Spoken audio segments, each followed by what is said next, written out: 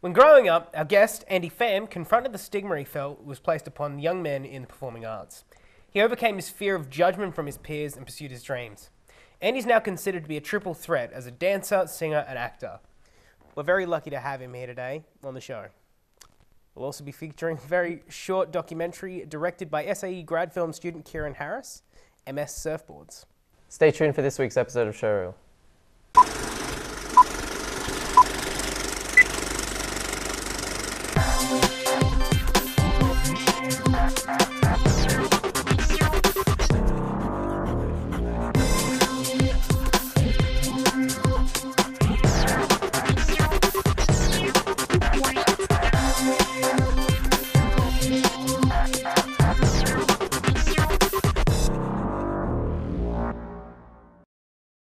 Welcome back to Showreel. I'm Nate Gothard, and today I'm hosting again with Daniel.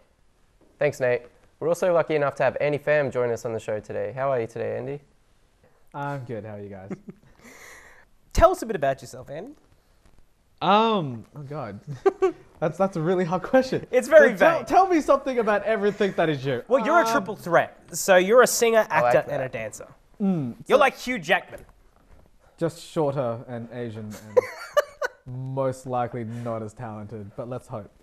Well, as a triple threat, like it all just kind of came together, just different reasons. It wasn't just like I had the aim to be all three at the same time. So, for example, singing was actually where it started. And then I just kind of realized because from a young age, I had the ability to mimic people, which is a lot of fun. And when you're a kid, it's an amazing party trick. So with that, I just kind of gained more and more ability to be like a singer and an actor first. And then I kind of like got older and I just wanted to be more interested in being more physical. And with those kind of two things, dancing was like the next option. Of course. Although a lot of the time it was kind of like not as like common knowledge to like friends and stuff, because it wasn't kind of like the thing that a guy could really do without kind of like that mentality like it's kind of camp. Yeah. And when you're younger, you just want to fit in all the time, so you Yeah. just kind of hide that kind of thing. So but then like it got to the point where I just like embraced it completely. I was just kind of like, I don't care, I might as well just do what I enjoy and enjoy doing it. Cool. What sort of dancing do you do? Hip hop. Cool. Like I've done a lot of hip hop. I've done contemporary, which is weird, but it's fun. It is a lot of fun, but it's kind of like I like to branch out to do different things. Like the different skills I can get, the better it is. So like with dancing, I've done hip hop with pop locking. So that Yep. was a lot of fun. And I don't think we've Can we got the get a space. No, I don't think we have the demonstration, space. Not even a little one in your chair? I would. Oh, I definitely. But there's no music. It's kind of bad. He doesn't really dance, does he? No, I don't think he does. Just hide it between yourselves. That's all right. Yeah. So, singing-wise, are you baritone, tenor, in between? I have a very broad range. Like. Stop being vague! Like a lot of the time, I started off as baritone, but like if required of me, I can sing tenor. Not strongly, but I can sing tenor. Yeah, so you're kind of like a heroic. A little bit. It's a lot of fun though. Like it's a lot of, cause like all the styles of singing that I did get into, like it just changed according to what style I sang. Like I've sung gospel before, which is a lot of fun. And it's really weird because I'm a little guy. Like, okay, the voice that comes out of me, a lot of people don't expect. So it's just kind of like, oh, okay, keep going. Be a general surprise for everyone. Yeah, it really is. Like when like my family kind of like realized that I could actually sing, they were just kind of like, "Oh, he's gonna be so famous. He's so good, so good." And I'm not even embellishing that voice at all. That's how my mother sounds, and it's beautiful. And it actually took me far too long to get that accent properly. Ugh. So your parent, it was just kind of like a hidden talent that you had. You never. Like obviously, with Asian parents, they just have that mentality where they want you to succeed.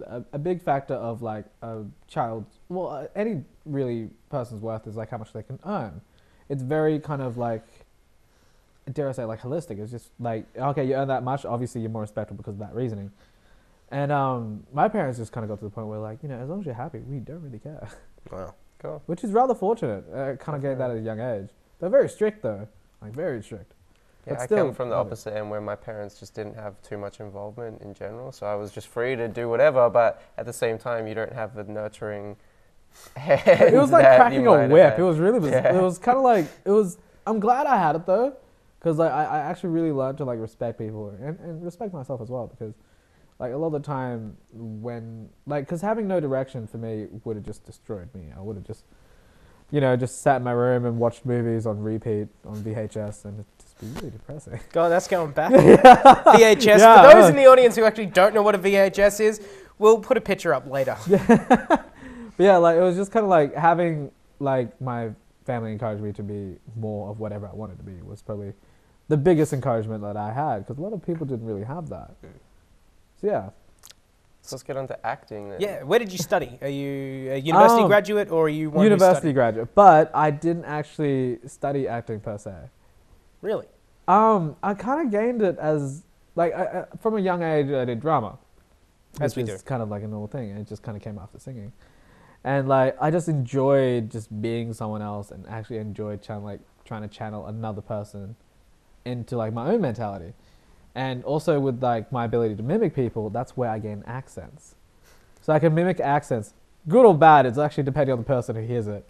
So it might be horrific, but Do you have any favorite accents that you like to whip out at parties? I like to pretend I'm Irish, which is really confusing for a lot of people. Well, the thing is that the thing about an Irish accent is that you've really got to talk very quickly, and then all of a sudden people That's the can't thing, actually like a lot of the understand. time when you're talking Irish accent, you talk a lot faster. And when you talk a lot faster, people really find it hard to understand you. The whole time, like, what part of Ireland are you from? Ireland. You're from Ireland? Oh, yeah. I thought it was really obvious with, my complexion. and then people just kind of look at me like I'm some type of unicorn, like an Asian Irish. It's just, it's not a combination you'd often see. So just that people are like, you just keep talking. Yeah. I don't get, just keep talking. So so like it's that's just- a lot of fun. So it was just something that you kind of Fell into, really. you fell into. Did you Yeah. study it? Well, when I say study, did Like, you, well, I studied it. I stopped studying it during after high school, but it was very much like I got more involved in like a lot of different things. So I kind of like built my own technique from interacting with other people. So like improvisation, I joined a group for that, and I joined production companies here and there, and like I did Zombies the Musical, which was I was the cast manager and stage coordinator. But during a lot of it, I just like put my finger into like every pie with like some bit directing or choreography. But it was like I enjoy the acting aspect because it's just literally you being someone else, and I found it would be a lot of fun because like you could kind of like escape your own image of who you are for just that small period of time to just be whatever you wanted to be. it's very much like just a process of psychology. A little bit, yeah. Like I just like that kind of thought pattern of being able to, I guess, think through things and try to be something else. Do you find it cathartic? Depending on like the role, I think is a very big factor if I do feel that way.